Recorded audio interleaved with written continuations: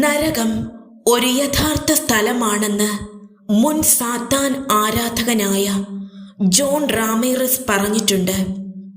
അതിശയകരമായ രീതിയിൽ നരകാനുഭവം ഉണ്ടായതും സാത്താനോട് സംസാരിച്ചതുമാണ് തന്നെ കത്തോലിക്ക വിശ്വാസത്തിലേക്ക് കൊണ്ടുവന്നതെന്ന് അദ്ദേഹം ഒരഭിമുഖത്തിൽ വ്യക്തമാക്കി.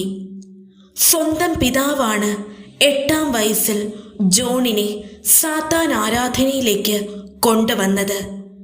ന്യൂയോർക്ക് നഗരത്തിലെ മുഖ്യനായ സാത്താൻ പുരോഹിതനായി വളരാൻ അധിക കാലമെടുത്തില്ല ജോണിന്. 1999 അദ്ദേഹത്തിന് ആ അനുഭവമുണ്ടായത്. ശരീരത്തിന് വെളിയിലേക്ക് താൻ നടന്നുപോയ അനുഭവം.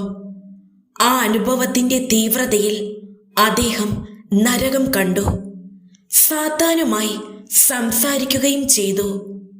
നടുക്കമുളവാക്കുന്ന ഭീകര രംഗങ്ങൾക്ക് ശേഷം സ്വന്തം ശരീരത്തിലേക്ക് തന്നെ തിരികെ എത്തിയ ജോൺ അന്ന് അവിടെ വെച്ച് ഒരു തീരുമാനമെടുത്തു. ഇനിയുള്ള തൻ്റെ ജീവിതം മുഴുവൻ ദൈവത്തിന് മാത്രം. അതുപോലൊരു ഭയം ഞാൻ ഭൂമിയിൽ വെച്ച് കണ്ടിട്ടില്ല. മുഖമില്ലാത്ത മനുഷ്യരെയാണ് ഞാൻ അവിടെ കണ്ടത്. അവിടെ എത്തിയവർക്ക് ഒരിക്കലും മടങ്ങി വരവില്ല. നിരാശതയും കരച്ചിലും ശാപവും മാത്രമാണ് എങ്ങും കേൾക്കാൻ കഴിയുന്നത്.